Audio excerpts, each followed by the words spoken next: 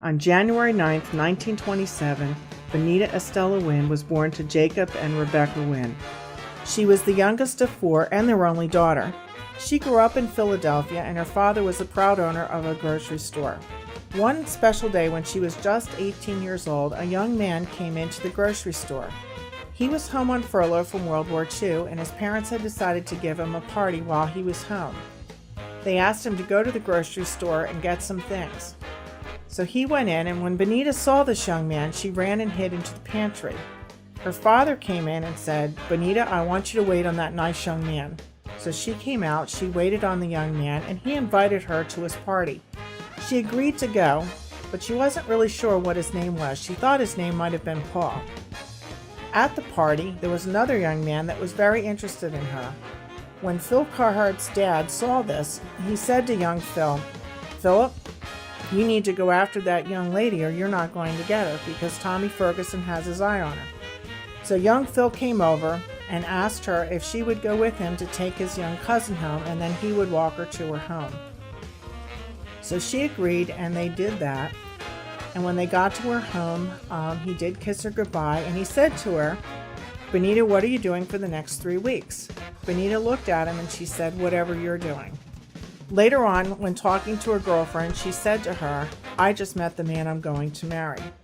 About 2 months later, on October 19th, 1945, they were married. 2 years later, one by one, the boys started to arrive. Well, I'm Steve. I'm the oldest son of my mom and dad. And just thinking back on our childhood, I can remember that Mom would discipline us with a rod of iron.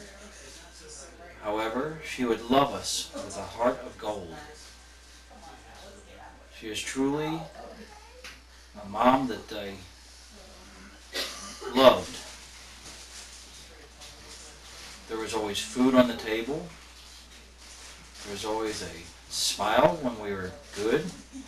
And she was still there even when we weren't good.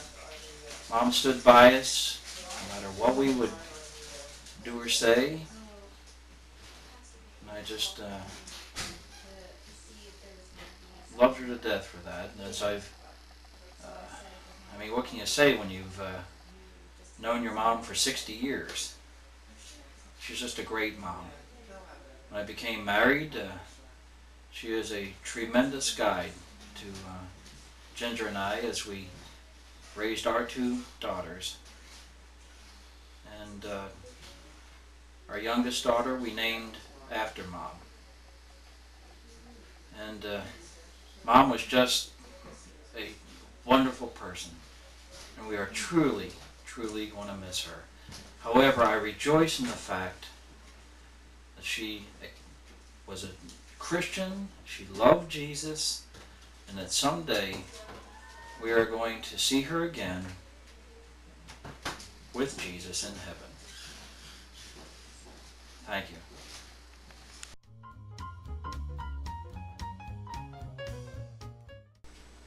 There are many great women of the faith mentioned in the scriptures. Ruth, for her unswerving commitment to family. Esther, for her loyalty and bravery and her faith. Mary and Martha, for their faith and love. And Dorcas, for her loyalty and work ethic. All these women had at least one thing in common. They were like my mom. A story. There's so many, it's hard to think of just one. But here we go. My mom was very aware of our health when we were children. And she was a good cook. She cooked, everything she cooked was from scratch and made mostly from organic, homegrown ingredients.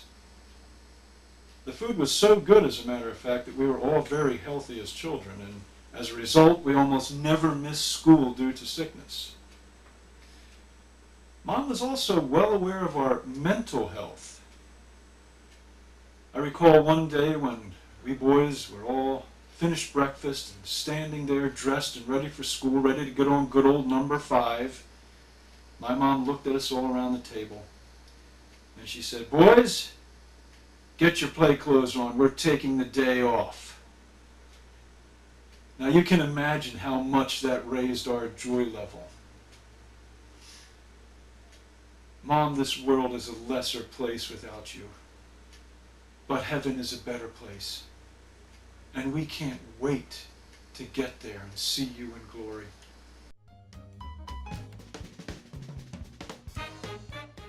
Let's see, come on. Oh, there it is, right, I see.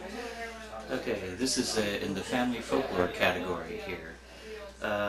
Once while we were seated in the congregation at the Medford Baptist Church, a hapless carpenter ant came running into view. The poor thing was slightly injured, but despite its injuries, it started running straight up the wall. After a near fall upon reaching the molding, it continued up the wall to the point where the wall met the angled roof above. As soon as it hit the angle, the poor thing fell all the way back to the floor. The kids, myself included, probably the instigator, I hate to say, started to stifle laughter as it was going on, all this was going on. So we're all sitting there. The ant, unfazed, returned to the wall and repeated the process. By then, Mom was watching too, and, unfortunately, got caught up in the stifled laughter. We found out later that the pastor noticed the entire back row of the church was laughing. He was probably wondering what the heck was going on. I don't know what my mother's explanation to him would have been, but it must have been really difficult to get that one out. And that is my story.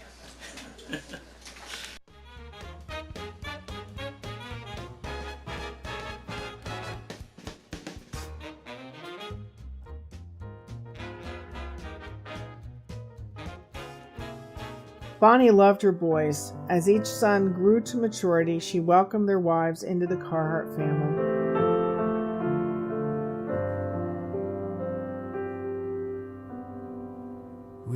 And before you knew it, grandkids.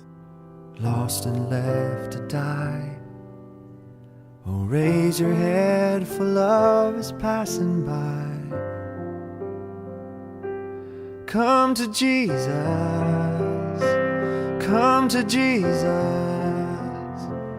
Come to Jesus. These are some thoughts that I had written down to give to Grandma on Mother's Day. It's entitled Grandpop and Grandmom's House. What is it about Grandpop and Grandmom's house that makes it so memorable? I'm sure it means different things for different people. It most certainly isn't the biggest house, although somehow we always seem to fit. Maybe it's the food. There's always something yummy to snack on. Cookies, ice cream, cheese and crackers, and hot cakes the way only Grandmom can make them. Possibly it's the coziness of things well loved, the hutch faithfully decorated with seasonal touches, the pictures, lighthouses, and numerous knickknacks that call for a closer look. The yard with humble flowers, lovely mossy places that come right out of fairyland, and, dare I say it, the pinballs. For Emily, it's a cozy snuggle while watching a movie and snacking on cookies. For Andrew, it's checking out the airplane models and snacking on pretzels. For Nathan, it's all about playing on the cool swing set and snacking on cookies and pretzels. For Dave, it's changing the oil in the tractor and exploring the cycle garage for any missing Triumph parts. For me, well, childhood memories come flooding back as soon as I hear the crunch of gravel under the tires. Summer visits, the slap of the screen door, going to the shore, catching fireflies, roasting weenies on an outdoor fire, swimming in a pool surrounded by cedar sentinels, peepers in the spring, rousing game of Uno, and quiet hours spent reading. There is no denying the allure of a visit to the house. Maybe it's the acceptance and sense of family history. Most of all, it's the two white-headed people who make it special. The unconditional love you feel, no matter how old you get. Jesus and live. Now your burden's lifted and carried far away, and precious blood has washed away the stain. So sing to Jesus. Grandma, I just wanted to say that I have never looked up to anyone as I look up to you. You've always loved everything about all of us. And I guess one of the things I loved the most was you didn't care that I was a tomboy and I hated dresses and purses, even though you made fun of me when I got one. But, Grandma, I just wanted to say I love you and I miss you. And I can't wait until I get to see you again. I love you, Grandma. Sing to Jesus, sing to Jesus, and live. And like a newborn baby, don't be afraid to crawl. And remember when you are. And to their utter sometimes amazement, we fall. great grandkids. So fall on Jesus,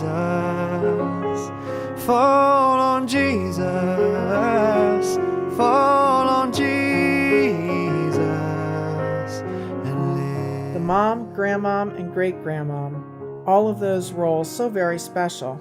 We all knew, though, that Sometimes forever and the way always is it was lonely, Grandpa, Philip R. Carhart still Sr., filled with who was the pain. true love of her life. So if your sky is dark and pours the rain, then cry to Jesus, cry to Jesus, cry to Jesus, and live. Oh, and when the love spills over and music fills the night, and when you can't contain your joy inside, then dance for Grandma Jesus. loved us uniquely and completely, her life a Dance for living testament to family. Jesus. Food, fun, Dance for joy to our accomplishments, prayer for our path, Jesus. concern for our struggles, but always unswerving devotion to us all. We will sorely miss her. With your final heartbeat, kiss the world goodbye. Then go in peace and laugh on glory's side, and fly to Jesus, fly to Jesus, fly to Jesus, and live. Fly to Jesus, fly to Jesus, fly to Jesus, and live.